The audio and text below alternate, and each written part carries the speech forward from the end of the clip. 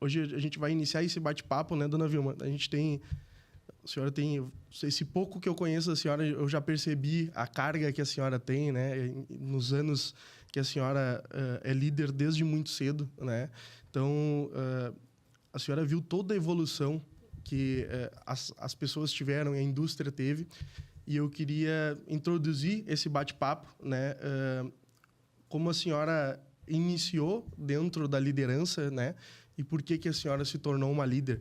E como que a senhora teve essa evolução de líder mulher e continua inspirando mulheres até hoje?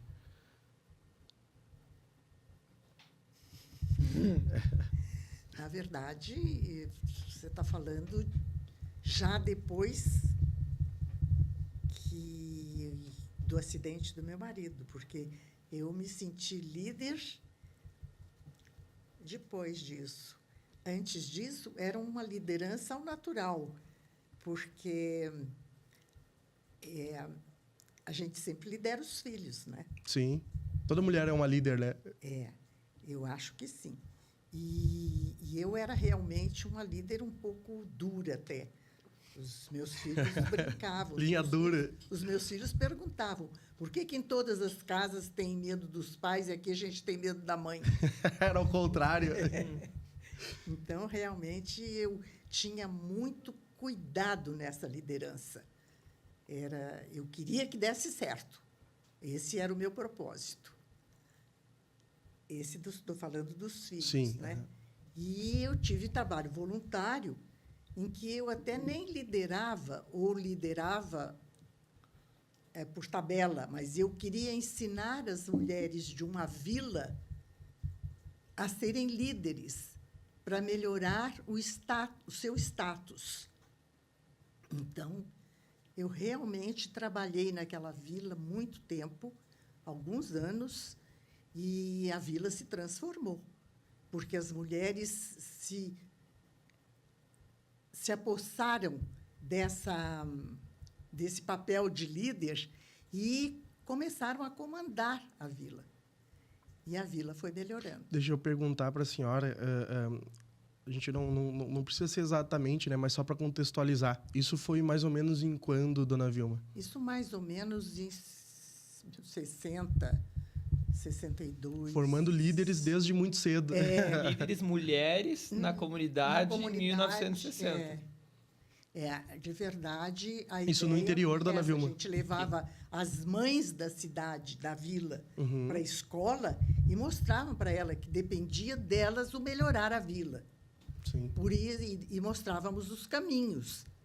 Eu fazia isso junto com a diretora da escola. Aonde que era a vila, diretora, Mato Sampaio, naquele tempo, se chamava. Mas que é aqui em Porto Alegre, né? Hoje se chama Nossa Senhora de Fátima. Mas chamava Nossa Senhora... Era uma vila horrorosa.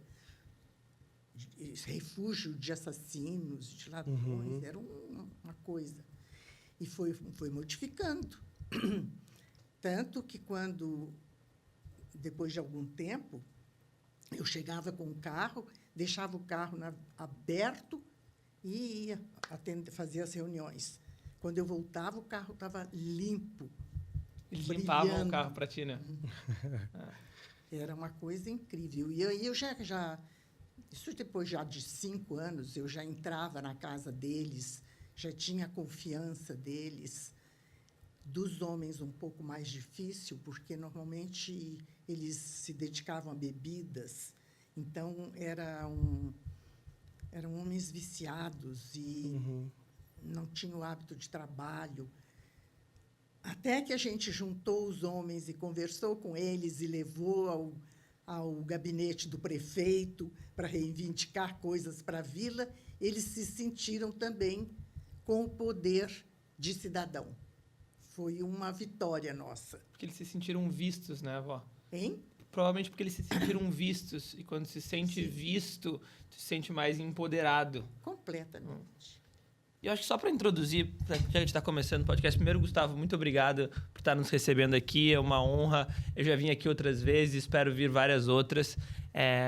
E para quem não sabe, para quem está nos escutando e não sabe, a dona Vilma Rezende Araújo Santos é minha avó. né? Então, para mim, é uma alegria muito grande poder estar fazendo isso daqui, estar conversando com a minha avó e vou ajudar ela a provocar a minha avó a contar para vocês algumas histórias dela que eu amo e que eu sei que podem impactar a vida de outros, mas eu também pretendo, com esse papo, descobrir algumas coisas que eu não sei também, né? Então, acho que isso é muito especial. Mas, vó, conta pra gente como é que foi a tua jornada de trabalho, assim, todos os trabalhos que tu teve. Como é que foi a tua jornada? Primeiro, tu dava aula de... Ai, eu fiz tanta coisa. Tu queres que eu volte lá? Não, mas tu não precisa citar em detalhes cada uma. Cita cada uma que tu fez. Eu quero ouvir. Vou adorar ouvir na ordem cronológica. Eu vou adorar. Sério? Eu comecei... Eu achei que eu devia fazer alguma coisa. Certo. No tempo que eu era estudante em São Paulo. Tá. Estudante de científico. Isso com 18 anos. E aí eu avisei na rua que eu estava dando aula de matemática. Ou aula para quem estivesse com dificuldade ou tivesse rodado, eu queria contribuir. Tá. E dei aula. Só que eu nunca tinha dado aula na minha vida. Certo. Nunca. E até nem gosto de matemática. Odeio. Mas eu estudava ligeirinho, bem aquele tema que eu ia dar, e dava aula. E eles passavam. Essa foi a primeira coisa que eu fiz. Além de tudo, eu passei por uma boutique, em tempo de estudante também, em São Paulo. Passei por uma boutique e vi na vitrine uns tricôs maravilhosos, feitos com lã francesa, não sei o quê. Disse, vou entrar. Perguntei, não precisa de alguém para ajudar a fazer isso? Não, eu faço. E aí saí de lá com a tarefa de fazer a parte da frente de 10 blusas. Porque tu já tinha feito... Enquanto a gente está gravando aqui, né, acho que vale falar a tua idade, né? A avó tá com 92 anos. Tudo. Sim, importante. E daí, antes disso, tu só sabia fazer blusão porque tu fez os blusões para os soldados na Segunda Guerra. Pois foi aí que eu aprendi. Quando tu era criança, lá no interior de Minas... Com 11 anos. 11 anos, tu costurava... Disseram que queriam fazer pullovers para mandar para a Itália, para os nossos Soldados. jovens que tinham ido, né, como soldados. E eu aprendi a fazer o tricô e fiz um pullover. Para mandar para a Segunda Guerra Mundial. E fiquei toda orgulhosa quando eu vi aquela pilha de pullovers e o meu estava ali no meio. Bom, aí tu fez pullover também em São Paulo. Aí fiz... Não era fazia pullover, só fazia a parte da frente da blusa e entregava. E ela fazia o resto e costurava. Tá. E depois? Depois, dei aula. Acho que só lá em São Paulo foi só isso. Tu não dava aula de algum instrumento musical? Não, lá não. Não. Eu aprendi. Lá eu aprendi um pouquinho de piano, que eu amo piano e tenho uma frustração enorme de não saber tocar piano, porque eu aprendi 2 anos e não adiantou nada. Os meus dedinhos não funcionavam. Então, eu fui para o acordeon. Aprendi acordeon. E, quando eu cheguei em Porto Alegre, eu resolvi ensinar acordeon. E tu veio para Porto Alegre porque teu pai morava aqui? Eu vim porque eu vim para assistir o casamento da minha irmã. Meu pai morava aqui. Meu pai tinha vindo para cá fazia 2 anos. E o noivo dela veio de lá e ela se casou aqui. E eu vim para assistir o casamento. E aí gostou e ficou? Aí tem toda uma história, né? Eu gostei demais de Porto Alegre. Ninguém acredita que seja por isso que eu fiquei, mas foi. Eu gostei muito de Porto Alegre. Eu fiquei encantada com a cidade, com o modo de vida, com as pessoas. E eu disse, não vou voltar mais. E mandei um telegrama para o meu tio. Adorei Porto Alegre, não vou voltar mais. Só assim. Só mandou o aviso. Mandei um aviso. E resolvi ficar. Mas eu já tinha ficado durante 1 ano com o meu pai aqui. E o meu pai foi transferido para São Paulo. Porque ele trabalhava aqui na filial do laboratório desse meu tio, com quem eu morava em São Paulo. Então, ele foi transferido para São Paulo. Mas o meu tio achou que eu ia voltar também, só que eu não voltei. Eu mandei esse telegrama. E fiquei morando com a minha irmã, que tinha se casado aqui. Uhum. E foi aí que eu disse, bom, morando com a minha irmã, eu vou ter que procurar um trabalho. Não é a casa do papai, né? Sim. Então, fui procurar um trabalho. E qual era o trabalho? Primeiro, eu fiz isso. Dei aulas... De acordeon. De acordeon. Dei aulas de português para estrangeiro. Fiz um curso da Mercedes Marchand e dei aula de português para estrangeiros. Muitos casais, principalmente esses casais que vêm para igrejas, vêm dos Estados Unidos, e a gente ficava super amigos, e eles iam indicando outras pessoas. Em seguida, eu tinha muitos alunos. Depois, o que mais que eu fiz? Depois, não sei, tu entrou no cultural direto? Depois, depois eu foi aí que eu fui morar com a minha irmã, né? E achei que eu tinha que achar um trabalho mais certo, mais seguro, mais permanente. Fui para o jornal. E lá o governo estava procurando pesquisadores na área de educação. E eu disse, olha, isso aí eu gosto de fazer. E fui.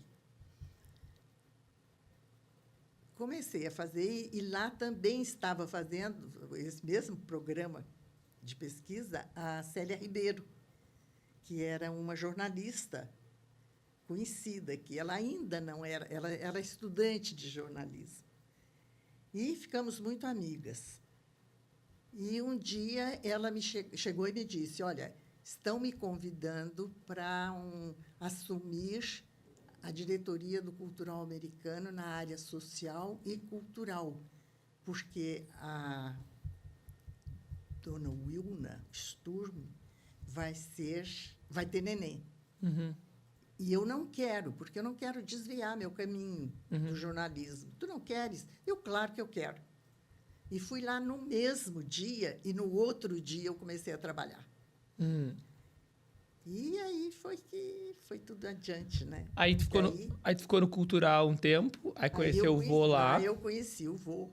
Meu avô Fábio, claro. E aí depois do cultural, uma hora tu saiu do cultural para ser mãe? Depois tu casou com o vô, tu saiu do cultural? Não, quando saiu para casar, saí, né? Sim. Para casar, e saí, não trabalhei mais. Aí fiquei 12 anos cuidando da minha família, que eu achava um trabalho lindo. E eu brincava com ele. 60% do que tu ganhas, bota aqui na mesa. 60% é meu. Porque eu acho que o trabalho da mulher na família, de educação dos filhos, de gestão da casa e de tudo, eu acho que é um trabalho muito lindo. Muito, muito mesmo. Educar filhos é uma coisa linda. É sempre lindo, mas ainda mais quando é 7, deve dar trabalho, né, vó? 7 é um monte, né? Dá trabalho. Dá trabalho. E aí tu só voltou a trabalhar de novo nessa ONG que tu estava falando antes? Sim. Foi 12 anos depois? Tu tumultuaste um pouco aí. Não, tumultuei, não. Não? Não, tu estava no cultural, saiu do cultural, daí ficou trabalhando, ficou de casa, de mãe, e daí depois tu foi pra ONG. Sim, mas aí tive 2 filhos. Os 2 primeiros filhos, eu achei que eu estava muito desocupada só com 2 filhos. Então, eu fui trabalhar nessa... Não era uma ONG. Não tinha nome, nem tinha nome. Não, tinha nada. Sim. Não tinha nome. Eu tinha uma amiga que era diretora da escola e que, quando a gente jantava, ela contava as dificuldades da vila. E eu disse, mas como é que tem tanta dificuldade e eu estou aqui sem fazer nada? Não posso. Então, eu fui para lá, fui trabalhar. Fui para dentro da escola e comecei a juntar as mães da vila. E comecei a trabalhar com as mães da vila. E a gente começou a trabalhar tantos assuntos que a vila foi melhorando mesmo. E começamos a trabalhar os jovens também. E aí eu fui até a PUC e convoquei alguns jovens da PUC para que fossem para lá nos sábados para a gente fazer um lazer saudável com os jovens da vila. E foram muitos. E foi muito bonito o trabalho deles. Foi muito bonito o trabalho. Se eu vou contar aqui, vai demorar muito tempo. Sim. Mas foi muito bonito. Tanto que um dia o cônsul americano telefonou dizendo que queria ver um trabalho voluntário e queria ver o nosso trabalho na vila. Foi lá, levou o embaixador, que estava visitando Porto Alegre, e eu recebi um convite para passar 2 meses nos Estados Unidos fazendo um curso especial de liderança comunitária. Mas essa história tem que contar, porque eu acho que foi desse convite, se eu não me engano, nesse convite, ele te convidou e daí tu falou... Ele gosta das entrelinhas. Eu gosto. Eu acho que essas são as melhores. E daí ele te convidou para passar 2 meses lá e daí tu falou o quê? Eu vou. Eu me encontrei com ele no aeroporto e eu levava o Fábio. Todas as vezes que o Fábio viajava, eu levava o Fábio. Esperava, naquele tempo, o aeroporto era pequenininho, tudo era pequeno em Porto Alegre. E a gente ficava esperando o avião levantar voo. Não era para dar tchau, mas simbolicamente era. E eu estava ali olhando o avião levantar voo e ele chegou para mim e fez esse convite. E eu disse, ai, que coisa boa, claro que eu aceito, mas tu não tens que perguntar para o teu marido? Eu digo, mas o convite não é para mim? Eu acho que isso resume muito o jeito que a minha avó encara a vida. Isso sabe? resume muito o jeito que o teu avô era, porque eu tinha certeza que ele jamais me impediria. Eu acho que isso resume muito o jeito que o meu avô era também. Acho que vocês tinham uma relação onde um alimentava o outro de uma maneira muito linda. Eu acho que tu era muito empoderada, muito porque ele te empoderava também. Muito. Mas ele também, eu acho que tinha uma visão muito positiva das mulheres também, porque ele te via e enxergava uma mulher forte, e com isso via o potencial das mulheres.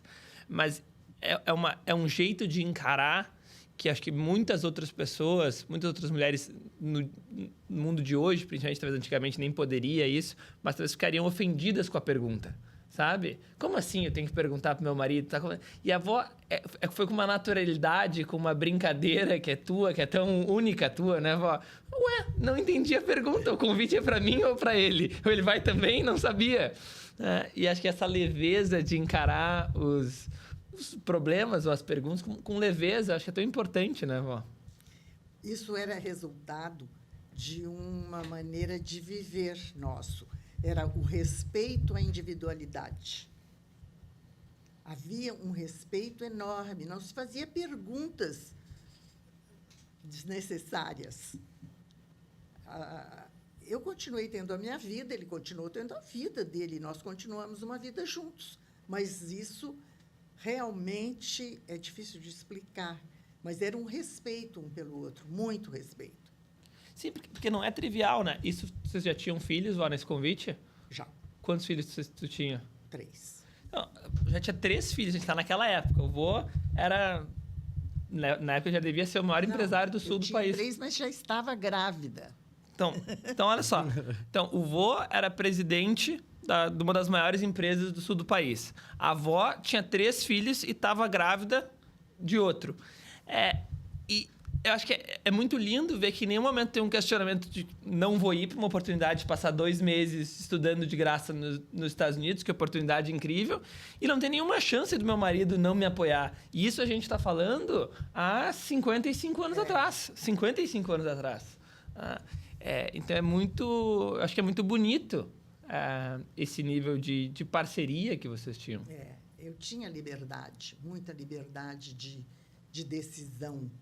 E era uma coisa que ele estimulava. Às vezes eu fazia pergunta e ele dizia assim, não sei, decide. Isso era uma coisa boa, porque um estimulava o outro. Quando a senhora... A gente entendeu, né? Ficou super claro, e eu concordo também, que a mulher é líder dentro de casa, né? Toda mulher é uma líder, principalmente aquela mulher que tem uma família, né?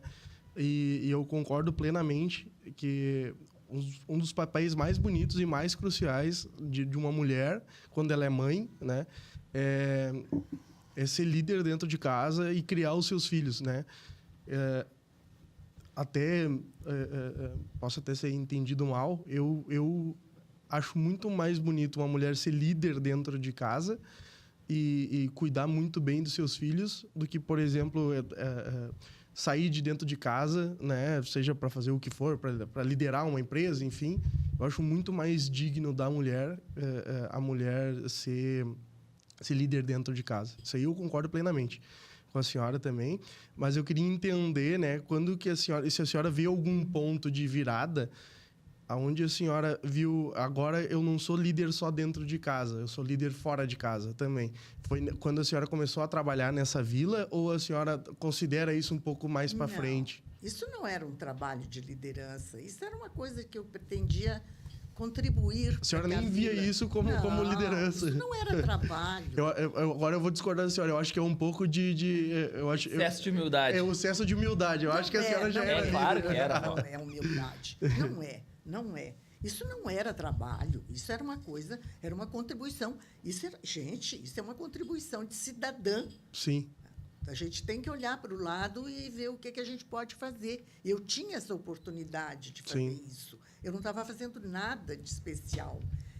Eu acho muito legal assim, o ponto de vista da senhora, porque exatamente eu vejo, sendo bem sincero, porque hoje o que eu vejo, né, do meu ponto de vista, eu acho que as pessoas hoje, elas entregam muito pouco e superestimam aquilo que elas entregam, né? Uhum.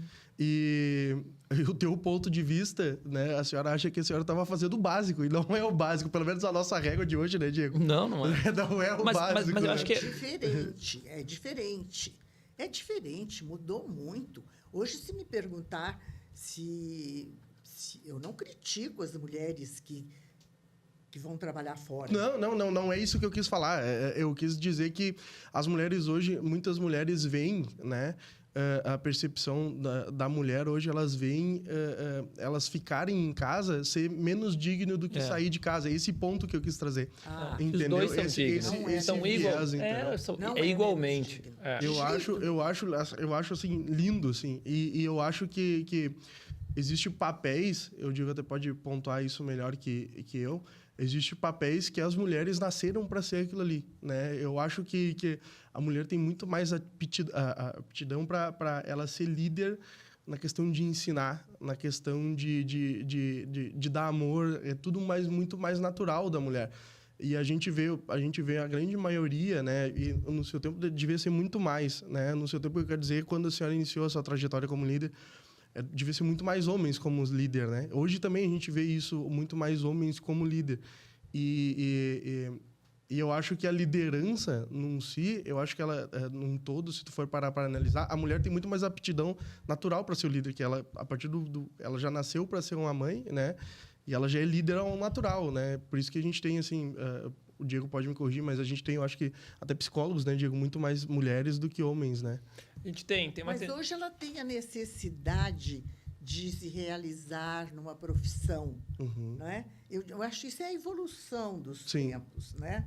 Naquele tempo, a mulher não tinha essa necessidade. Entendi. Ela casava para ter filhos e para educar os filhos. Agora não é assim. Mas a gente estava falando sobre isso esses dias na tua casa, né, avó? Que eu acho que o que é lindo é tanto mulheres quanto homens, quanto pessoas de qualquer etnia, sexualidade, gênero, se sentirem livres, né?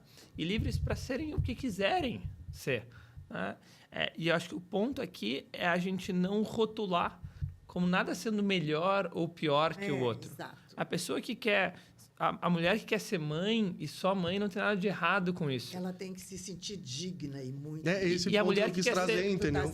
Isso, as pessoas hoje não veem como digno ela ser mãe, né? Ficar em casa e liderar a família dela, porque hoje a mulher que fica em casa, e no seu tempo eu acho que isso era mais perceptível, é que nem tu comentaste, né? Que tu chegava em casa e o teu marido dizia para ele, 60% do teu salário é meu. Eu acho que isso é perfeito, porque eu acho que a mulher, ela tem, muitas vezes, ela minimiza, né, essa liderança em casa, a liderança do lar, de uma forma que é muito mais grandioso do que como as pessoas enxergam hoje, né? Era esse ponto que eu queria trazer, entendeu? Mas eu acho que o ponto central é esse entendimento que bonito que a gente conseguiu evoluir como sociedade para viver num momento onde tudo pode, pelo menos com relação a isso. Pode ser o que né? quiser. A mulher pode ficar só em casa se ela quiser. A mulher também não tem nada de errado também na mulher que não quer ter filho e que quer só trabalhar. E também, mas eu sinceramente, é a minha opinião pessoal, eu acho ainda mais bonito quando qualquer pessoa consegue fazer um pouco de várias coisas. Né? Eu acho que a vida fica muito rica quando a gente sai dessa binariedade, quando a gente sai de uma lógica de que ou eu vou ser uma ótima mãe, ou eu vou ser uma boa executiva. Quando eu começo a perceber que dá para fazer as coisas junto. E eu tenho a impressão, Vó, me corrija se eu estou errado, que tu conseguiu fazer muito isso, e muitas vezes o jeito que tu conseguiu fazer isso foi não pensando tanto sobre. Tá? Deve ter aquela história que as pessoas uma vez te perguntaram como é que tu atravessava a rua com 7? Eu falo, não sei, eu só atravessava. Né? Porque se te perguntasse, como é que tu vai fazer um curso nos Estados Unidos agora de 2 meses, deixar 3 filhos e tá grávida, como que tu vai fazer? Eu fazia. Tu só fazia. Né? E às vezes a gente deixa tantas oportunidades na mesa, porque a gente fica pensando numa como que eu vou fazer, como que eu vou no médico, como, e a gente trava, né? Eu acho que não precisa ser uma coisa ou outra, a gente tem que... É isso que eu chamo de vida misturadinha. É isso. A minha vida foi misturadinha. Claro, aí entram também as dores, né? É assim. No misturadinha também entram as fases, mas também entram as dores, não é? Claro. E também entra, às vezes, por causa de uma dor, que foi o meu caso, por causa do falecimento do meu marido, do acidente de avião, é que eu fui parar na diretoria de uma empresa. Né? Mas quando eu digo que eu sou abençoada, é porque eu tomei a decisão certa. Por que eu digo certa? Porque, primeiro, eu tomei errada. Eu fui lá buscar os pertences dele. Coloquei no carro e fui para casa. Na empresa, isso, dona Vilma? Isso antes do 7º dia. E, no meio do caminho, eu disse para o meu motorista, seu Arthur, faça a volta e vamos para o escritório de novo. Eu fiz tudo errado. Coloquei as coisas dele no lugar e me sentei na cadeira. Porque aí eu fiquei pensando, eu não posso fugir da responsabilidade de segurar como eu puder, do jeito que eu puder, como eu souber, esse lugar para que um dos meus filhos assuma. E nenhum tinha, todos estudavam. Então, eu disse, eu vou ficar. Sentei no lugar dele. E aí vem o outro questionamento, aí é que eu digo que é fase, é outro questionamento, aquilo me caiu na hora. Eu tenho que aprender o que é varejo, eu tenho que aprender a fazer gestão de pessoas, eu tenho que aprender. Então, a primeira coisa foi convidar cada diretor para sentar na minha frente, conversar. O que era a empresa, só para conceitualizar, dona Vilma, a JH, o que era? Era uma indústria de quê? Era uma cadeia de lojas, de móveis, de eletrodomésticos. E aí, com o acontecimento, a senhora tomou a cadeira do seu marido efetivamente, né? Para até algum dos seus filhos assumir a responsabilidade. Eu fiquei 10 anos. Ficou 10 anos como líder da empresa. Meus 2 cunhados trabalhavam lá também. Foi um trio, né? Mas eu tinha na minha cabeça, na minha vida, todo o pensamento do meu marido. Era ele era o presidente da empresa. Era ele que sonhava o negócio. O sonho era dele. E a gente conversava muito, muito.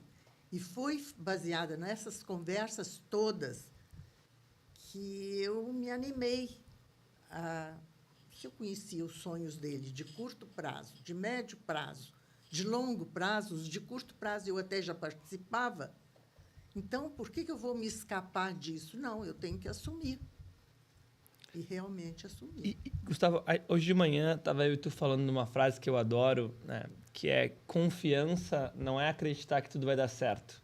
Isso é tolice. Confiança é acreditar na tua capacidade de resolver qualquer problema que vier no futuro. E acho que isso sempre demonstrou muito, né?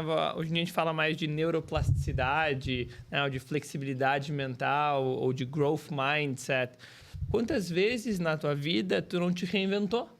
Porque nesse momento do falecimento do vô, com certeza foi um momento de total reinvenção, meio forçada, né? Sem dúvida, essa reinvenção. Mas depois, né, quando tu ajuda a fundar a Junior Achievement no Brasil e toca até os teus 84 anos, né, teve uma reinvenção ali, porque era um outro tipo de negócio. Né? Quando se aposenta, depois é uma outra reinvenção. E eu lembro uma frase, eu não sei se tu vai lembrar, tu vai lembrar porque eu já te falei dessa frase, né? Mas a gente estava junto em Saint-Tropez, tu estava com 86 anos na época, curtindo Saint-Tropez com teus netos, né? E a gente estava tomando café da manhã e tu falou assim para mim, tu olhou e falou: vocês ficam falando tanto nesse negócio de desconstrução, que tem que se desconstruir. Eu estou pensando aqui, eu tenho muito que me desconstruir ainda. E acho que essa frase conta muito da minha avó. A avó estava com 86 anos. E essa disposição de se desconstruir com 86 anos é muito bonita. E a outra que eu me lembro, já te posso falar, avó, é que na pandemia, logo que bateu a pandemia, né, ficou, a avó mora sozinha, até hoje, na pandemia morava sozinha, estava mexendo em mil coisas, mas estava lá sozinha. E daí tu começou a fazer 2 cursos. Tu lembra os cursos que começou a fazer? Um era de Data Driven e um outro de Blockchain. Né? E aí, cara, nesse momento, sei lá quantos anos a avó já estava, 89 anos.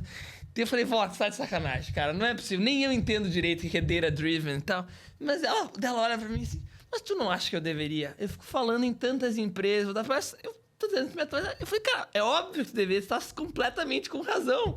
Mas é lindo de ver essa paixão pela vida. Porque é um desafio, né? Isso é só paixão. É só paixão, é uma vontade de continuar aprendendo. E conforme a gente vai ficando mais velho, existe uma tendência natural que a gente tem que lutar contra de ir perdendo a paixão.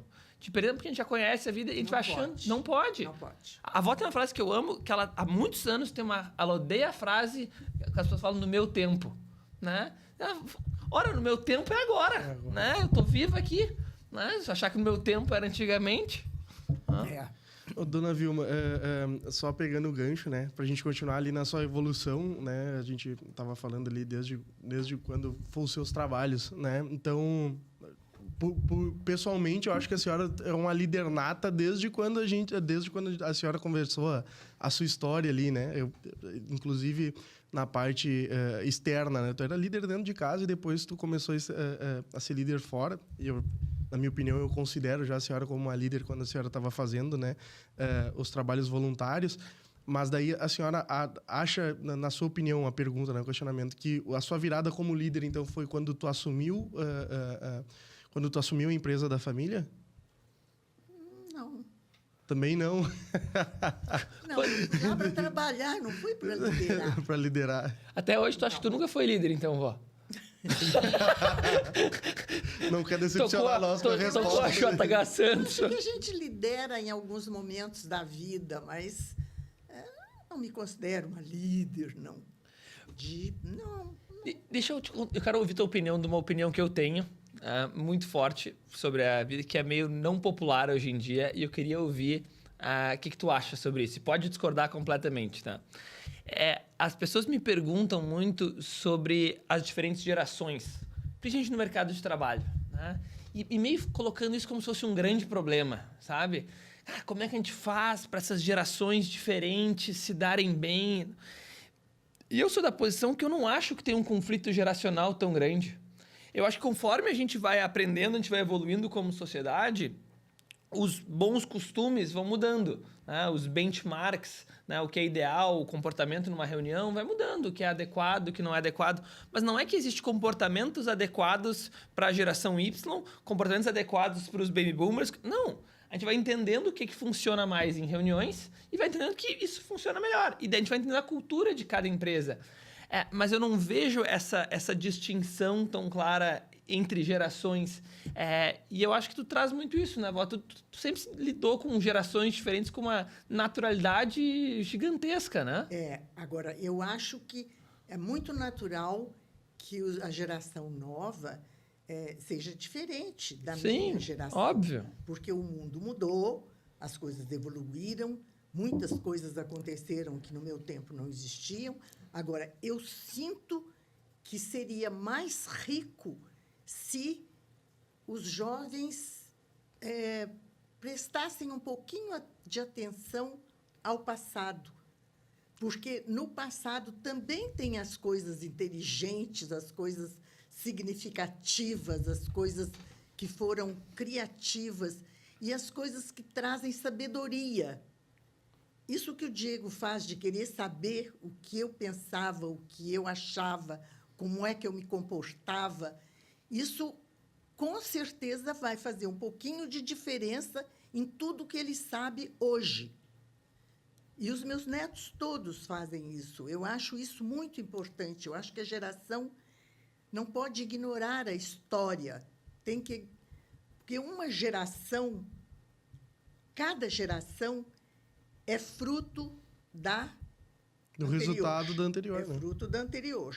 Então, ela tem que absorver as coisas boas desta geração e multiplicar, e evoluir, e modernizar.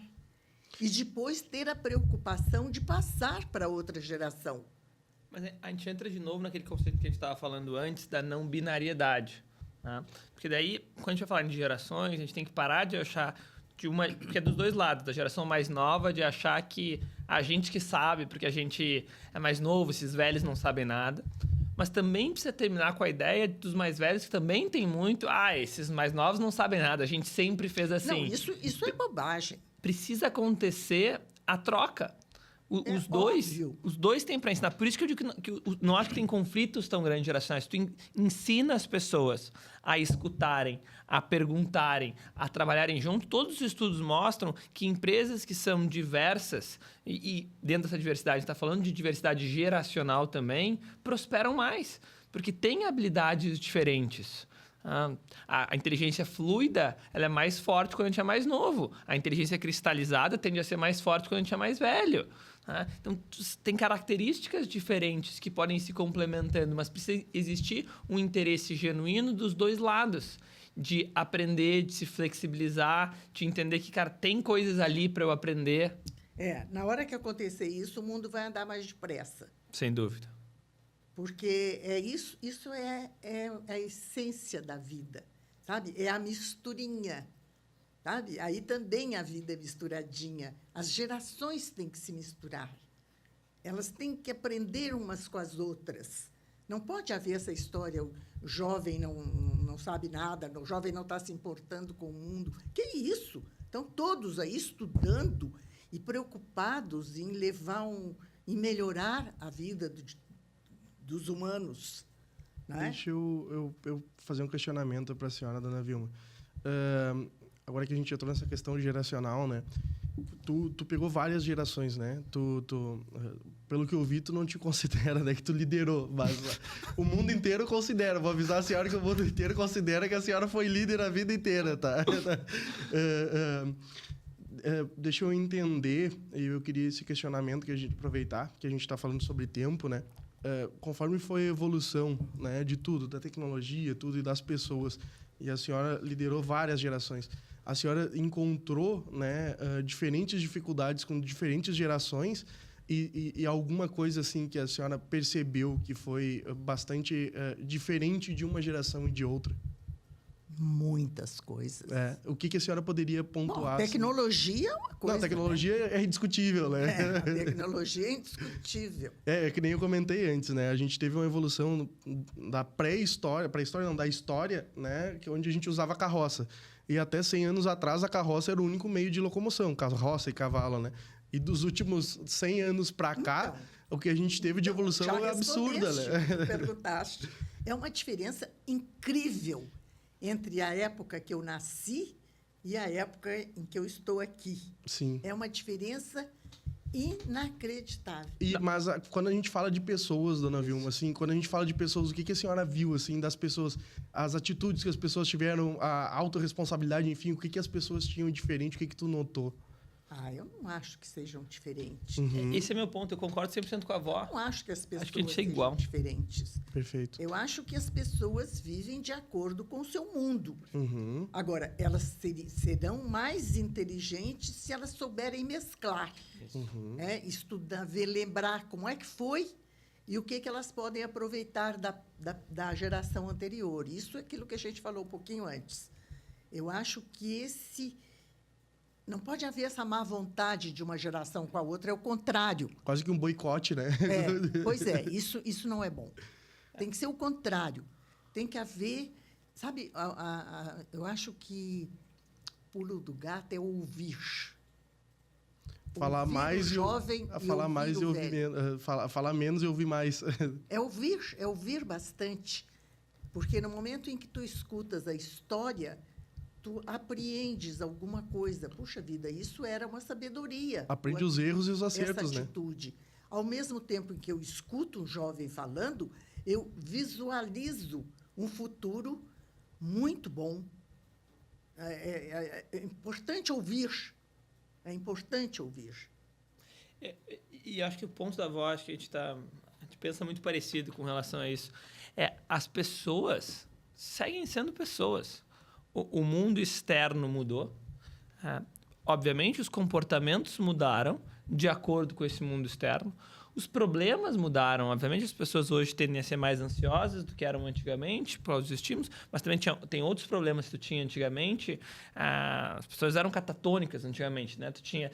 Era tanta repressão que tinha, que na época de Freud era normal ver pessoas que não mexiam um braço, né? Porque de tanta repressão que estava tendo problemas físicos. Isso não existe mais hoje em dia. Não vê casos assim clínicos mais. Eu acho uma loucura. Eu adoro estudar essas distinções de casos clínicos que só aconteciam numa época que não acontecem mais hoje. Por quê? Porque o ambiente não é mais um ambiente de repressão. Tá? Não tem mais. Então, não tem mais esses casos, que tinha que ser, obviamente, muito extremo. Mas numa época, numa era vitoriana, existia muito isso. Na Inglaterra e em toda a Europa e o resto do mundo também. As pessoas, elas seguem sendo pessoas. Se tu vai conversar com aquele outro ser humano, é só um outro ser humano. O que a gente entende na ciência, por exemplo, que aumenta a felicidade das pessoas, independe da nacionalidade delas, independe da idade delas. Tem regras que são macro que nos unem como espécie humana. Todos nós precisamos nos exercitar. Todos nós, uma pessoa que não se exercita, independente da idade, independente da nacionalidade, e ela começar a se exercitar, ela vai ser mais feliz. A intensidade do exercício físico, qual modalidade de exercício físico, isso muda de pessoa para pessoa, baseado na condição que ela tem, no que ela gosta mais. Agora, todos nós precisamos dormir, todos nós precisamos nos sentir conectados socialmente. Nós somos humanos, a gente é da mesma espécie. Eu acho que lembrar disso é muito importante. E tem uma outra coisa, Vó, que eu acho que é muito interessante da tua jornada, que tu sempre te manteve muito próxima dos jovens. E daí os jovens, tu era próximo, iam ficando mais velhos, e tu queria se aproximar dos mais jovens ainda, né? Então, sempre teve esse processo de estar próximo dos jovens. E eu acho que isso, além de tu ter se mantido ativa no trabalho, né? Trabalhando full time até os 84 anos, mas além disso, ter sempre tido essa vontade de estar próximo de jovens, isso te trouxe também uma jovialidade também, tu não concorda? Eu acho que não é só isso. Eu acho que a Júnior Ativa, com a tarefa que me deu, estendeu a minha vida. Sim. Eu tenho certeza, ou quase certeza, que com 92 anos eu tenho essa energia que eu tenho, porque eu estou focada ainda naquilo que os jovens estão pensando. Eu quero saber como é que vai ser o mundo daqui a pouco, o que eles estão pensando, e o que eu posso fazer ainda para contribuir para esse pensamento ser um pensamento produtivo. Isso é uma coisa boa de fazer, sabe? É conversar. Eu converso com um jovem e eu escuto de verdade. Eu presto atenção no que ele fala. E eu fico pensando, isso vai resultar em alguma coisa boa, diferente, no futuro. Então, isso realmente me faz ficar viva. Quando eu escuto a avó falando, eu acho que tem muito uma questão de propósito, né? E o impacto que tem a gente sentir que a gente está vivendo com um propósito. Acho que a Generativa te deu muito esse senso de propósito, né, vó? A gente tá sentindo que, cara, eu tô fazendo um negócio que está impactando a vida de jovens, o futuro do Brasil. Eu percebia, e eu ouvia, e eu sabia, eu via, né, que as coisas estavam acontecendo. E hoje eu continuo vendo, meu Deus do céu, os jovens, que agora, aqueles que começaram, que já estão no futuro, é uma coisa linda, é uma coisa linda. E agora eu falei para um grupo, para uma escola fundamental, e o que eu só expliquei, só disse para eles, o meu discurso foi só esse. Não, tem um futuro. Quem é o futuro? São vocês. Vocês é que vão construir o futuro. Então, o futuro está aqui nessa sala. E eles eram jovens do Fundamental de Estrela do Sul. Né? Então, gente bem simples, que foi lá para me escutar. E eu disse para eles, vocês são o futuro. Qual foi a frase dele, de um dos meninos, depois que saiu de lá? Puxa, mas eu vou pensar muito na vida. Eu vou pensar muito na vida. Tem algumas coisas, dona Vilma, que vai ser difícil a gente pegar a senhora, né? Que a senhora tem uma visão totalmente diferente do mundo. E a senhora também é uma pessoa totalmente fora da curva, não só como mulher, como ser humano, né? Acho que a gente já percebeu isso. Eu queria entender, e esse ponto acho que vai ser que nem a questão da liderança, né? Vai ser difícil da gente te pegar, tu ver como isso, né? Pela conversa que a gente já teve antes e o que a senhora já falou, a senhora encontrou as dificuldades de uma maneira diferente. A senhora não viu aquilo como uma dificuldade, né? A senhora nunca teve essa ambiguidade, né? De bom e ruim. A senhora não tinha uma percepção totalmente diferente, ainda tem, né? Eu queria entender se a senhora via, né? Agora saiu um pouco da senhora, né? Dificuldades, né? Ou desafios que a senhora teve, né? Que hoje as pessoas enfrentam mais ou enfrentam menos, e principalmente como mulher, né? A senhora vê, naquela época, a dificuldade que eu tinha era essa, né? Hoje não tem mais essa dificuldade, mas eu vejo tal dificuldade para as mulheres. Não de problema, né? Na questão de degrau ou como é que eu posso simplificar assim de uma forma mais fácil de entender, assim, uma pedra no caminho, né? Vamos dizer assim, uma problemática que a senhora sabe que dá para ser resolvida, né? Mas existia naquela época e hoje não existe mais, ou a senhora não vê grandes diferenças nisso? Não, eu acho que as coisas estão minimizadas. As dificuldades para as mulheres estão sendo minimizadas. Antigamente era muito mais. E elas não tinham uma abertura para estudar. Então, elas não tinham como mostrar sua competência. Hoje, elas estão abertas e livres para mostrar sua competência. Perfeito. Depende de cada uma, né? Então, a senhora vê essa evolução, que a sociedade teve essa evolução. Eu vejo essa evolução, sim. E acho que ainda há algumas dificuldades. Sim, sem dúvida. A gente vê muita coisa que não precisava acontecer mais nessa fase. E eu fico pensando assim, será que essa geração agora está educando os meninos da mesma maneira que educa as meninas, ou continua educando de maneira diferente? Porque agora compete aos pais contribuir para que as mulheres consigam, além da competência, consigam chegar nos cargos mais elevados. Elevados. Mais elevados de uma empresa. Porque ainda há uma resistência dos homens. Concordo.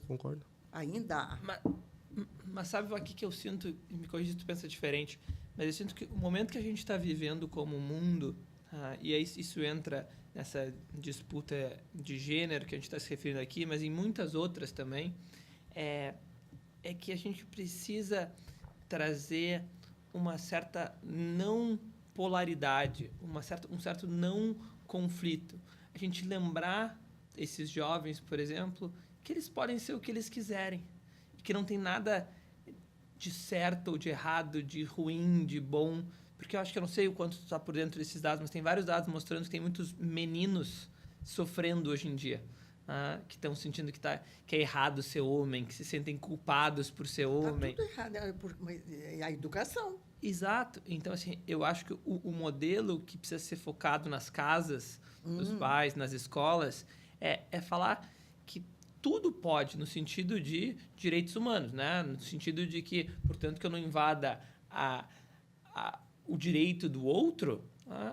O menino pode ser o que ele quiser, ele pode dançar balé, mas ele também pode lutar boxe. E porque ele luta boxe, não é que ele é um ser humano pior, né? A pessoa seguir papéis mais tradicionais daquele gênero, não tem nada de errado. E ela seguir coisas que são opostas aos tradicionais também não tem nada de errado. E a gente lembrar esses jovens e fazer essa fala como sociedade de dizer que não tem não tem esse certo e errado. Vocês podem ser livres e fazer o que quiser, porque pode parecer óbvio talvez pra gente aqui nessa mesa, mas não é, principalmente para os jovens. E o mundo lá fora tem gente que ainda coloca nessas caixinhas, ou força, não, a gente precisa mudar isso, nós como mulheres precisamos todas trabalhar e todas ser grandes executivas. Ou nós homens precisamos nos mostrar totalmente sensíveis. Cara, tem uns que não são tão sensíveis assim. Não funciona. Não funciona. E daí vem um movimento oposto de alguns homens que se sentem atacados por isso. Por isso que eu digo, é a educação. Sim, mas a educação precisa ser para uma não polaridade. Para um empoderamento e para uma não polaridade. E acho que é mais que isso, Diego. Eu acho que não tem importância que os pais eduquem os filhos e as filhas de uma maneira diferente, no sentido, por exemplo, o homem tem mais força física? Claro Sim. que tem. Sim. Então, ele pode fazer tais e tais coisas que a mulher não precisa fazer. Sim. A mulher tem mais sensibilidade para fazer tais coisas? Ela pode fazer tais coisas. Eu acho que essa diferença... As pessoas nascem com Meu Deus do céu, é uma diferença saudável. Sim. Por que a mulher tem que ser igual ao homem? Não precisa. Sim. Não precisa. Eu queria voltar só num ponto que a gente estava falando antes, Vó, das características. Acho que é muito rico para as pessoas que estão ali fora, né, que estão nos assistindo, seja num corte, seja no episódio como um todo, que coisas que eu vejo na tua trajetória, de uma perspectiva mais psicológica, aqui analisando essa tua trajetória, que eu acho que fizeram a diferença para tu chegar nessa tua idade tão bem. Os gregos têm uma visão que é muito dura, os gregos antigos, né? Na Grécia Antiga tinha uma visão que é muito dura, mas que eu gosto bastante, que a gente aprende muito sobre o que é uma vida bem vivida com o jeito que a pessoa envelheceu. Né? Então, eles tinham, cara, que a gente tem que grudar e ouvir dessas pessoas que envelheceram bem, porque alguma coisa certa elas fizeram. Então, eu acho que uma que a gente estava falando antes era propósito. Propósito, eu acho que é algo muito forte. Tem um outro conceito que é chamado hoje em dia de mattering, que é meio para ser diferente de meaning. Meaning é sentido. Mattering é para falar que a gente sentir que a gente importa. E o que se descobriu é que, óbvio que propósito, sentido, aumenta a nossa felicidade, a nossa longevidade. A gente sabe disso há algumas décadas já, umas 2 décadas que a gente descobriu isso, e tem muitos estudos relevantes. Mas foi descoberto que tu não precisa ter propósito exatamente para ser feliz. Mas tu precisa sentir que tu importa. E como é que é medido o sentir que tu importa? É quando tu sente que tu está adicionando valor e quando tu se sente valorizado. E acho que tu sempre teve muito isso, tu conseguiu construir isso, principalmente com a Junior Achievement, com a relação que tu construiu com teus filhos, com teus netos. Quando tu tem um executivo, médicos, às vezes, que vão na tua casa, tu com os seus 92 anos, pedir opinião, né? Tu fica zoando, o que estão bem aqui na minha casa, pedir opinião sobre negócios. Mas isso, com certeza, te dá um senso de, nossa, que legal que eu posso contribuir ainda, que legal que querem minha opinião. Estou começando a prestar atenção nisso, sabe? Sem dúvida, é muito legal. E acho que eu sempre admirei, há anos eu admiro pessoas parecidas contigo, talvez muito por influência tua de ter te visto, pessoas que seguiram carreiras muito longevas. Eu acho muito lindo, sabe? Pessoas que estão com muita idade, que continuam muito ativas. Sabe? Gostam. O Charlie Munger, né, faleceu com seus 99 anos, que foi o braço direito do Warren Buffett. Todo mundo brinca que ele era o inteligente, né? Ele trabalhou até os 98. Então. Não era por dinheiro. O cara é bilionário em dólar. Mas é porque gostava daquilo. Uma vez por mês, o Charlie, com 98 anos, a CNBC parava para dar a previsão dele de mercado. Olha que lindo, que importante, que bacana. Imagina um cara que viveu 100 anos... Continua dando contribuição. Contribuição e sentindo que está contribuindo. Se sentindo necessário. Isso, se sentindo parte. E para isso, só consegue isso, porque não é fácil, né, avó? Ainda mais no mundo de hoje, mudando tanto, de se manter relevante. Porque tem que ir se atualizando, é difícil hoje em dia. E eu acho que só consegue fazer isso se tem uma paixão pela vida. Porque daí fica leve. Se vem de um lugar de interesse e não num lugar de ego, eu preciso me manter inteligente, mas vem de um lugar, nossa, que interessante, deixa eu ver o que está acontecendo no mundo, que mudanças que são essas, deixa eu estudar. Mas não é só isso. Me conta, então. Não é só isso. Me conta. Por isso que eu digo que eu sou abençoada. Eu sou rodeada de filhos que prestam atenção em mim, no que eu falo, no que eu converso, na minha opinião, e que estão de netos que conversam horas comigo. E eu gosto de ouvir. Eu acho que isso me faz... me fortalece. Me fortalece para começar um novo dia, porque sempre eu acho que vai acontecer alguma coisa boa. E alguma coisa boa é conversar com o neto muito tempo, conversar olhando no olho, escutando o que ele quer fazer, ouvindo a opinião, discordando, dando a minha opinião e vendo o que ele está ouvindo. Isso me encanta. Sabe que eles são espelhos da senhora, né? Então, eles aprenderam com a senhora e hoje eles são bons escutadores porque a senhora ensinou isso para eles, né? Então, assim, é muito gratificante ver a senhora contando a sua história, né? E, de novo, é que nem o Diego falou, né? Eu acho que a senhora é humilde em excesso, né? Porque... tá. Vai. E porque os seus filhos, é um gancho que eu ia pegar. Eles são totalmente o espelho da senhora. E os seus netos são o espelho dos seus filhos. Então, se a senhora ensinou aquilo para eles, com certeza eles vão falar. Ensinar o que a senhora ensinou, né? Então, exatamente aquela questão que a senhora comentou, né? De educar os filhos, né? Então, tenho certeza absoluta que a senhora fez muito bem isso. E, aproveitando esse gancho, né? Eu queria saber como que a senhora conseguiu... principalmente depois, eu acho que essa foi a primeira grande virada, né, da sua vida, onde a senhora teve que assumir a empresa da família, né? Como que a senhora conseguiu educar tão bem, criar tão bem 7 seres humanos tão bons, né? Que eu tenho certeza, conhecendo a senhora, o pouco que eu conheço, são pessoas excelentes, né? Como que a senhora lidou em ser líder a partir daquele momento, mesmo a senhora não considerando isso, e educar tão bem os seus filhos, ser líder dentro e fora de casa tão bem. Como que a senhora se viu e conseguiu, né, evoluir, né, como ser humano e conseguiu lidar com isso? Olha, não é por humildade, não é por humildade, mas os meus filhos já tinham um registro por dentro, que era o registro conjunto do Fábio e meu. Com certeza o seu Fábio também era muito parecido com a senhora, sem dúvida, porque... O Fábio era uma pessoa excepcional, excepcional. Ele era muito mais tranquilo que eu, ele era muito mais sábio que eu. Ele era muito mais ponderado. Ele era uma pessoa fantástica. Bom, eu também tinha as minhas qualidades, né, junto com os meus defeitos. Tinha e tem, né? E a gente formou... Eu acho que a essência dos meus filhos já estava quando meu marido desapareceu.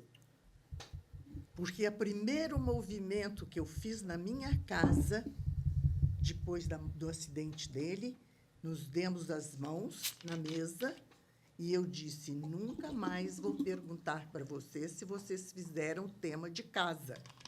Cada um vai assumir essa responsabilidade. E nunca mais perguntei mesmo. E a partir daí eu me senti apoiada pelos meus filhos. Eu não apoiei os meus filhos depois que meu marido morreu. Eles me apoiaram. Eu acho que eu fiquei mais prejudicada. Eles me apoiaram muito. Eu não posso tirar esse mérito deles. Não posso. Isso foi me fortalecendo e, ao mesmo tempo, fortalecendo a eles também, óbvio. Sim. Mas isso é sem dúvida. O vô tinha uma frase que era muito boa, né, vó? Quando perguntavam para ele como é que fazia para criar os filhos, porque eles tinham os filhos, só dá muito amor e bom exemplo. Acho maravilhoso. Ele falava que era a coisa mais fácil de educar filho. É só dar amor e bom exemplo. Errado ele não estava, com certeza. E ele sabia educar de maneira, já muitas coisas, da mesma maneira que ele educava homem, que ele educava menino, ele educava menina, né? Na parte de sexualidade, por Eu acho muito legal contar essa história, vó. Na parte de sexualidade, ele dizia, por que eu vou pedir para minha filha se casar virgem se eu não vou pedir para o meu filho casar virgem? Isso é incrível. Então, isso dá ter essa visão naquela época é muito fora da curva. Muito fora da curva. Me arrepio todo. Pois então. Acho muito bonito. Muito bonito mesmo. Era incrível. Vó, eu queria voltar numa coisa que eu acho que tem muito para contribuir com as pessoas que já são mais velhas e todos nós que um dia vamos ficar. E mesmo antes de a gente ficar velho, tem essa tendência também, que é o seguinte. Tu, por óbvio, teve 7 filhos. Isso te facilita, por uma questão matemática, de ter mais filhos te visitando, porque são 7, né? Fica mais fácil, né, eles irem visitarem, e são 10 netos. Mas eu acho que tem um lugar que é muito incrível teu, eu não sei o quanto tu se dá conta, que tu acaba fazendo os filhos e os netos quererem estarem contigo, que é tu nunca cobra. A minha avó, eu sou muito, muito próximo da minha avó. A minha avó é a pessoa que eu mais amo no mundo, que eu mais admiro, que eu mais me sinto conectado. Só que às vezes a vida vai de um jeito e às vezes acontece a gente ficar um mês sem se falar. Eu adoro ligar pra avó de noite pra jantar com a minha avó. Quando eu tô longe, eu direto ligo por FaceTime. Mas às vezes vai um mês sem se falar. Aconteceu inúmeras vezes na vida. E aí, por hábito, assim, geralmente quando eu ligo pra avó, depois há muito tempo... Ó, desculpa, tô há muito tempo, mas tô há muito tempo sem te ligar, né, sem falar contigo. E ela sempre fala a mesma frase. Não tem do que te desculpar. Eu sei que tu me ama, tu devia estar ocupado. Então, é esse lugar de... É que eles têm crédito, é por isso. Mas percebe, esse lugar de não cobrança, ele é muito legal. A maioria das pessoas, não sei se tu nota, mas deve notar pelas tuas amigas e tal, principalmente vai ficando mais velha, vai se sentindo esquecida. E começa a cobrar, mas começa a cobrar, vó, não é cobrando, entende? Começa a cobrar. Lembrou que tem vó? Cara, ninguém quer, sabe? Ninguém quer se sentir cobrado. Já tem cobrança demais na vida. Que bom que lembrou, achei que tinha esquecido. Nunca fez isso. E eu acho que do jeito muito consciente, o que tu busca fazer é transformar as experiências contigo em experiências mais agradáveis. Tu vai querer fazer um pão de queijo para nos esperar, fazer um café. Esses dias fui almoçar na tua casa, fez salada, né? Cheguei lá, tá uma salada ali. Quem que fez a salada? Eu fiz. Né? Então, por quê? Com essa maneira, tu tá demonstrando que tu quer receber, que tu tá feliz de receber. Mas é muito diferente do que cobrar. E acho que isso é uma grande lição. Aquela ideia de que se eu quero ter mais borboletas vindo no meu jardim, eu não capturo as borboletas. Eu cuido do jardim. Como tu és querido. Mas fiz a salada, mas eu sou uma nulidade na cozinha. Eu tenho vergonha de não saber fazer nada. Mas não é pela salada. A salada é o de menos. Ou as coisas assim... Porque o ponto principal, ela podia fazer tudo, mas se não fosse agradável a conversa, ia ser um problema. E a conversa ser agradável tem a ver com esse lugar de tu estar cultivando um interesse no outro, de querer ouvir, e de não reclamar. A avó não reclama de nada, né? E isso transforma... Quando reclama, fala uma coisa que é construtiva, tipo, tô com dor em tal lugar, que bom, a gente até incentiva a avó a falar, né? Fala quando tá com algum problema, com alguma coisa, porque senão ela não fala. Mas é bom se vulnerabilizar, mas tem que se vulnerabilizar quando precisa, de verdade, mas não é reclamar. Então, tem todo um cuidado para transformar as interações que são positivas, que são divertidas, e daí as pessoas querem passar tempo junto. E eu acho que as pessoas não têm essa reflexão, porque é muito mais fácil tu reclamar do outro. Aí tu reclama de estar namorando, meu namorado não me dá atenção, meus filhos não me dão atenção. É muito fácil fazer isso, né? Falar que o mundo que está errado, ninguém me dá atenção, não tem amigo. Por que não olha para dentro? Por que será? O que eu posso fazer diferente? Isso é uma atitude estoica. Né? O que tem de meu nisso? O que eu posso fazer de diferente? Né? Essa autorresponsabilidade. Para cuidar do jardim. Olha, não vou ficar reclamando que não vem borboleta no meu jardim. Bom, mas eu tô achando meu jardim lindo. Pô, mas não deve estar, as borboletas não estão achando. Né? Então, como que eu posso cuidar melhor do jardim? Eu acho que quando a gente fica velha, a gente tem que riscar do vocabulário 2 palavras: reclamação e cansaço. Mas eu vou te dizer, dona Vilma, eu acho que o conceito de velho... Hoje a senhora mudou o conceito de velho para mim, tá? Eu acho que eu sou mais velho que a senhora, tá? Pelo que eu tô conhecendo a senhora, eu acho que eu sou mais velho que a senhora, tá? Mas, dona Vilma... Mais um exagerado. Deixa eu te perguntar uma coisa, dona Vilma. Agora é uma curiosidade própria. Tá? São as melhores. É uma curiosidade própria. Hoje, quando o Diego... eu já tinha falado fazia uns 20 dias, né, Diego, que eu queria trazer a tua avó, né? E aí... Eu sou muito curioso, vou pesquisando e, obviamente, daí eu joguei o nome da senhora no Google, apareceu um monte de coisa, né? Aí, uma curiosidade própria, aí eu vi que tinha na Zerora, tinha uma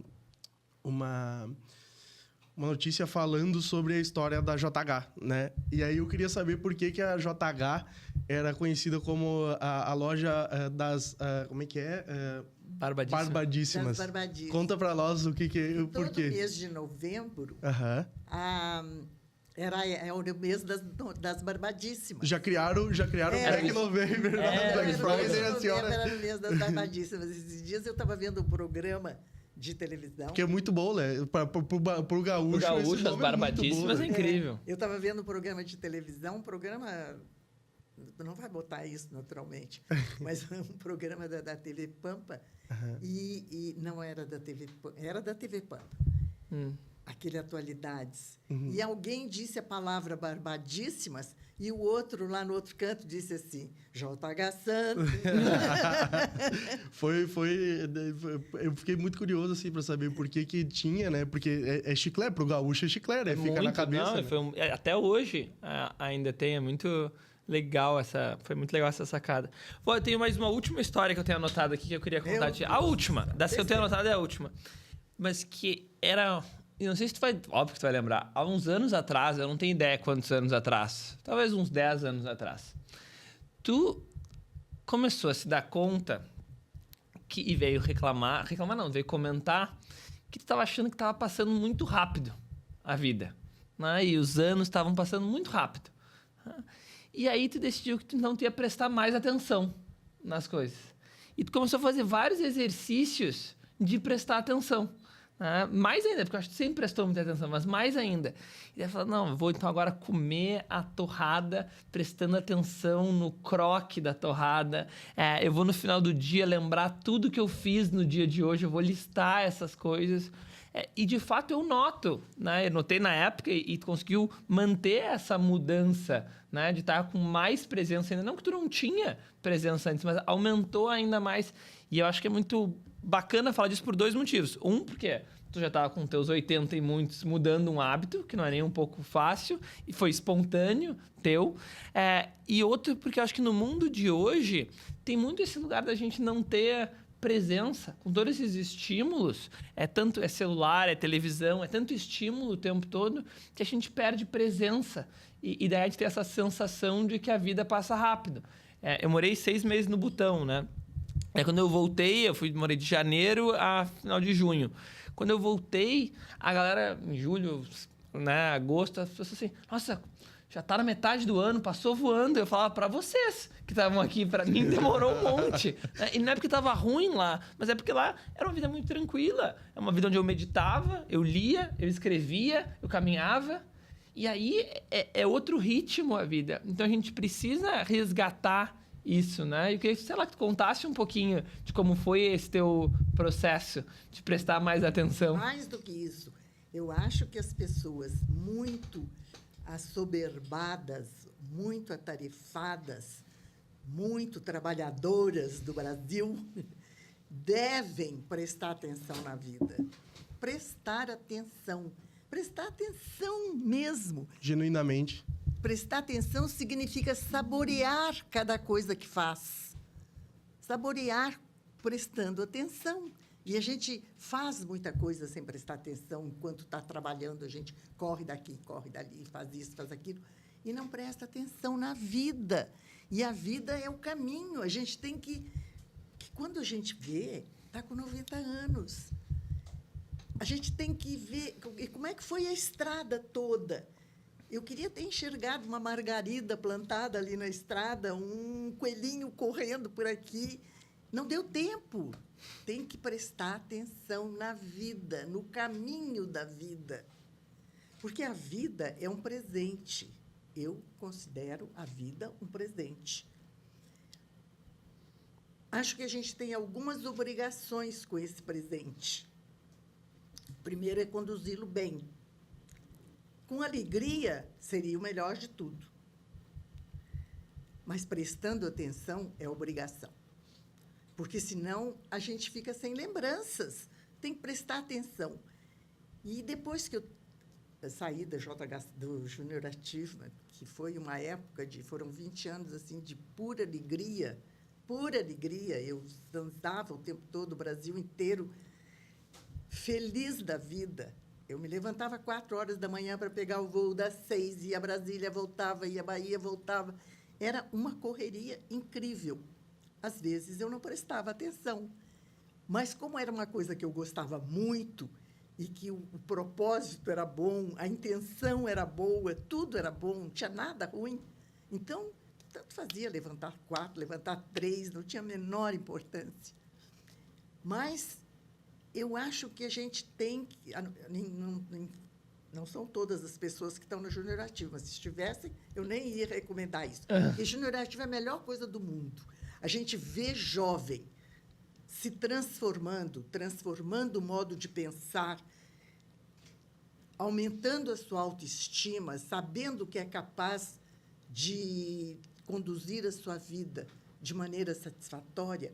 Isso é uma coisa maravilhosa. A gente vê isso aumentando em todas as escolas que a gente entra. É uma coisa maravilhosa. É uma coisa maravilhosa. E tanto é que foi fundada em 1919 e está aí no mundo inteiro, né? Deixa eu... Desculpa, dona Vilma, achei que a senhora já tinha concluído, perdão. Hein? Eu achei que a senhora já tinha concluído, perdão. Eu interrompi a senhora, achei que a senhora já tinha concluído. Deixa eu te perguntar, dona Vilma. A gente viu... a senhora comentou, acho que antes da gente iniciar o episódio, né, que a sua longevidade, né, foi tanto em vida, né, vida como ser humano e também no trabalho, foi a paixão, né? Então, quando a senhora fala sobre a Júnior Achievement, a gente vê o olho da senhora brilhar, né, e a paixão, né? Então, eu queria que a senhora contasse para nós, porque não é todo mundo que sabe o que é, né? E como que a senhora deu início nesse projeto? Quero ver agora o olho da senhora brilhar mais um pouco. Na verdade, eu estava saindo do JH Santos, estava saindo do conselho, eu fiquei um ano... Isso quando, dona Vilma? 1905... para um pouquinho. 1994. 94, nos anos 90. E disse, vou para casa, entregando a JH Santos para a terceira geração. Né? Meu pai que estava assumindo, né? Teu pai estava assumindo, o Fábio, o Eduardo e o Faustino. E eu disse, agora eu vou para casa aprender a ser avó. Naquele mesmo dia, eu saí do JH Santos e disse, eu vou até o escritório de um amigo meu para comentar isso com ele. E fui até a casa do amigo dele. Só que o meu amigo tinha um filho que me disse, eu quero conversar com a senhora. Depois a senhora passa na minha sala. Era o André Leuferman, me convidando para assumir a implantação da Júnior Achievement no Rio Grande do Sul. Eu disse, não, André, acabei de sair de uma coisa. Agora eu quero ser vó. Eu vou para casa para aprender a ser avó. Mas eu levo tudo isso que tu disseste dos Estados Unidos para casa. Era uma sexta-feira. E leio. E segunda-feira eu te ajudo a procurar uma pessoa. Segunda-feira, às 8 horas da manhã, eu liguei para ele. André, Sou eu, achei. É bárbaro e eu quero. E eu fiquei encantada com a metodologia, com o propósito, com a filosofia. Conta para nós um pouco mais individual para o pessoal entender, dona Vilma. O que é a proposta e tudo mais para as pessoas entenderem. Desde 1919. A ideia é desenvolver o empreendedorismo em cada pessoa. É o empreendedorismo para fazer um negócio ou para desenvolver a sua própria vida. Aumenta a autoestima, mostra caminhos, mostra que tem que ter coragem, que tem que correr riscos, tem que ter perseverança. E os programas, tem programa desde jardim de infância até primeiro ano de universidade. E os programas ensinam todas essas coisas. Mas o programa Minha Empresa ensina a ser empreendedor. E, então, ele tem que... um grupo de jovens do segundo ano do ensino médio tem que montar uma empresa dentro do colégio. Monta uma empresa exatamente como se monta uma empresa. Acho que foi a Júnior que a gente viu esses dias no shopping, não era? Eu acho que tinha... Sim, uma feira. Isso, uma feira. Eu acho que foi a Júnior que a gente viu. E eles Seria essa situação que a senhora... Eles produzem e eles convivem durante 4 meses. Então, eles aprendem a trabalhar em equipe, aprendem o respeito, aprendem a... Tem que ter criatividade para descobrir uma coisa boa para fazer, né?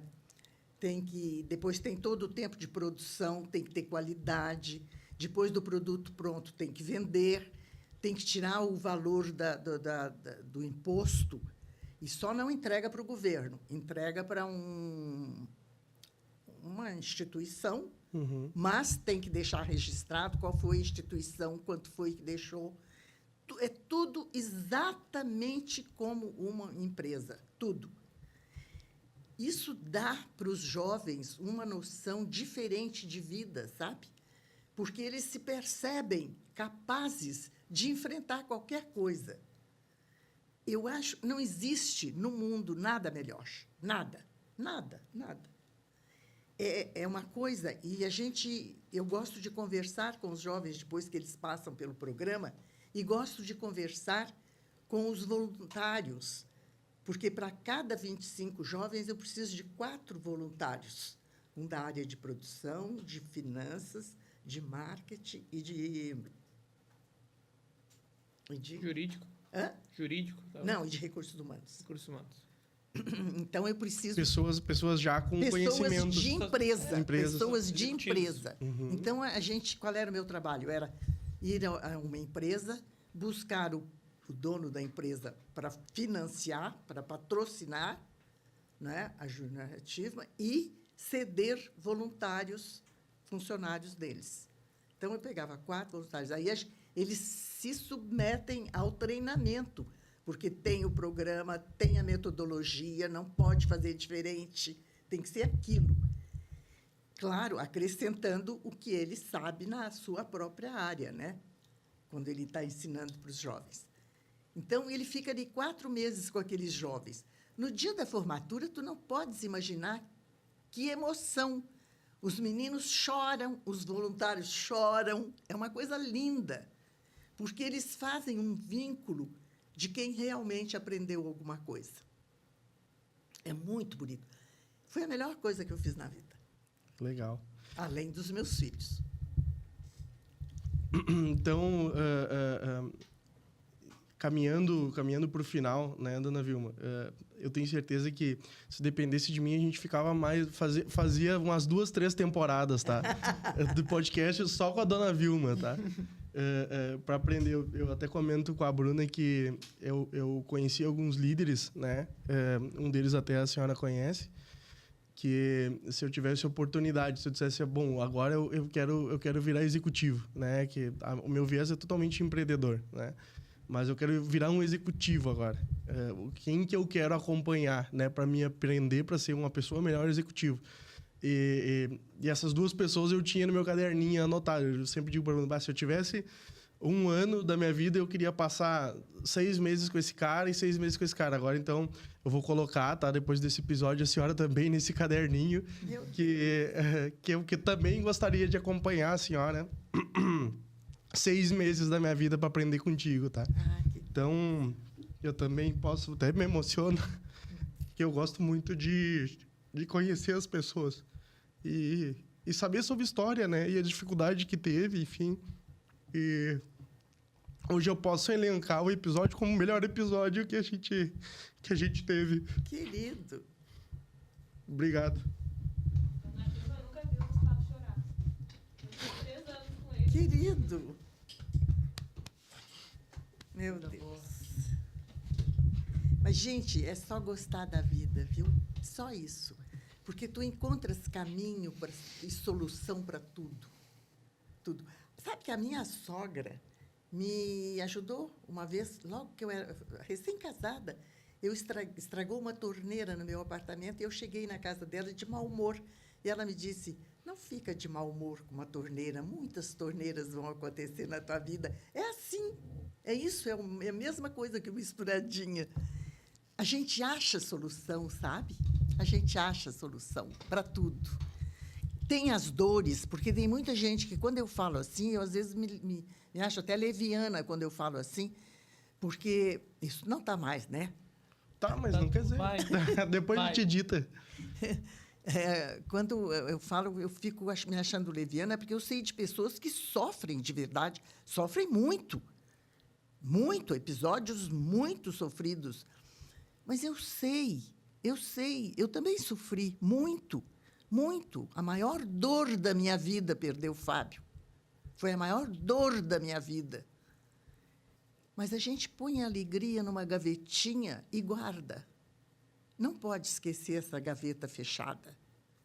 E a gente tem que misturar na vida que vem. E o teu compromisso é com a vida. Porque eu estava dizendo, eu comecei a dizer e não terminei. A vida é um presente. A minha vida foi um presente e eu tenho obrigação de entregá-la da melhor maneira possível no dia da minha morte. Então, se possível, de pé. Se possível, com alegria. Foi um presente. Então, eu vou entregar com alegria. Perfeito, então. As árvores morrem de pé, né? Dona Vilma, eu sei que a senhora a senhora ganha muito prêmio. O Diego me disse que a senhora recebe muito prêmio. Eu sei que o seu tempo é escasso, né? Então, a gente deixa aí as portas abertas, né, para a senhora, quando a senhora quiser passar essa mensagem da forma que a senhora quiser, né?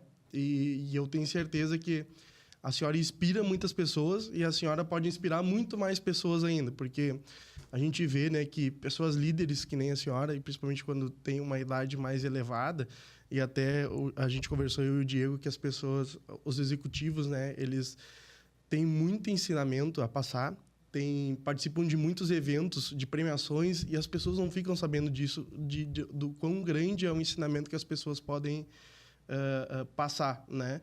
E, às vezes, eu também vejo muita resistência das pessoas mais velhas, eu não vou pro digital, isso é coisa de jovem, né? Mas só hoje, né? Hoje, as pessoas como a senhora, né? Elas ficam limitadas ao ciclo de amizade deles, aos ciclos que as pessoas ficam ali, né? Mais próximas, a conseguir educar, né? E a passar a sua mensagem e os seus ensinamentos, né? E quando essas pessoas, né? Que nem a senhora, com a carga da senhora, vêm pro digital, vocês vêm pro digital, passam essa mensagem de alguma forma no digital, vocês conseguem exponencializar isso, né? Vocês conseguem levar para centenas de pessoas, né? Porque as pessoas, às vezes, têm o gatilho de dizer, só deu 700 visualizações. Mas tu já parou para pensar, tu já encheu um auditório com 700 pessoas? O que é 700 pessoas te assistindo? Né? Então, eu sei que eu queria deixar essa mensagem, né, das pessoas que nem a senhora, né? De novo, eu ainda acho que eu sou mais velho que a senhora, tá? Pelo que eu estou vendo até agora. E eu acho que as pessoas têm que vir para o digital para passar esse ensinamento, não deixar, por exemplo, só nos teus 7 filhos, né? E para os outros netos, né? Mas, enfim, eu queria deixar essa mensagem de novo, agradecer a presença do Diego e agradecer a oportunidade de conhecer a senhora. Eu é que agradeço ter vindo aqui conversar, achei o papo ótimo. Não sei nem o que vai sair disso aí, mas eu gosto de conversar, muito. Gustavo, obrigado. Obrigado por ter nos convidado para estar aqui. Para mim é um grande prazer estar com a minha avó aqui, falar contigo. Para mim isso é um presente, porque eu sou muito abençoado de ter a minha avó, de ter todos esses ensinamentos sempre. Me sinto tão feliz de cada ano que ela continua com a gente, continua bem, continua passando. Quando eu morava nos Estados Unidos fazendo faculdade, cada vez que eu ia embora, o último lugar que eu ia antes de embarcar era na casa da minha avó. E no fundo, acho que eu nunca falei para ela, talvez ela se desse conta, era que eu não sabia se quando eu voltasse ela ainda ia estar. Por uma questão matemática, eu queria ter certeza que eu tinha me despedido da melhor maneira. E hoje em dia, já foi tantas vezes que eu tive que ir para fora me despedindo internamente da minha avó, que hoje em dia é tão uma bênção que ela ainda está aqui, que a gente ainda pode trocar. E que bom que outras pessoas vão poder ter acesso a isso. E a avó faz inúmeras coisas, já gravou outros podcasts e tem o livro dela, que eu acho que é incrível. Podia ter trazido o livro, mas tinha um evento antes, quem não sabe, a avó estava ganhando um prêmio antes, veio direto do prêmio para cá. E para mim, além de tudo isso, as pessoas que vão ver, tem o benefício de que eu vou poder mostrar para os meus filhos, né? E para eles conhecerem bem quem foi a avó Vilma. Então, dona Vilma, para concluir agora, né, encerrar, com certeza hoje foi o nosso elenco, o melhor episódio, tá, do podcast hoje e também provavelmente foi o mais longo também, tá? Foi o mais longo? Com certeza, sim, sem dúvida. A gente sempre tenta ficar ali entre os 45, 1 hora no máximo, mas quando o papo é bom, flui, né? Eu queria que a senhora falasse, né, só para concluir, qual que é o livro da senhora, né, onde as pessoas podem encontrar ele, né, e a mensagem que tu quer passar com esse livro. E eu também queria...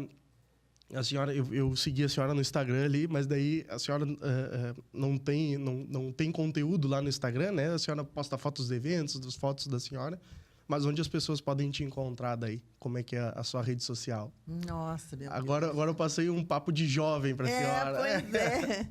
Não, o meu livro está na livraria do Pockets, ali do lado do shopping Moinhos de Vento, do Ivan Pinheiro Machado. Qual o nome do livro? Revirando Guardados. E qual é a mensagem que a senhora passa nele e a mensagem que a senhora quer passar? A mensagem que eu passo nele é de gostar de viver. Porque a minha vida são trechos, pequenos trechos de uma página e meia, de coisas que aconteceram comigo, as boas e as ruins. Então, é um livro de uma vida misturadinha, bem misturadinha, mas muito feliz, muito feliz. Cada vez mais feliz. Quanto mais eu fico velha eu fico, mais feliz eu fico, porque eu só vejo coisa boa à minha volta.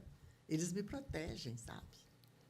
O livro é muito leve de ler, eu recomendo para todo mundo, é um livro muito leve, muito gostoso. Eu te dou um, claro. É muito leve e fala muito... Mostra com pequenas histórias. A avó escreve muito bem, a avó fala muito bem português e escreve muito bem. Preciso de umas aulas, viu? Não, a avó é meu precisa. Lado é todo da parte da lógica e matemática. Meu português é horrível. Mas a avó traz muito leve no livro histórias que nem ela trouxe aqui da vida dela, mas de uma maneira mais lúdica até, né, avó? Era para os meus netos o livro. Ela sempre fala, fico impressionada. As pessoas estão comprando e lendo o livro. Fico em choque. Achei que ninguém ia ler o livro. Era só para os de casa. Então tá, pessoal. A gente vai encerrando mais um episódio aqui. Até a próxima.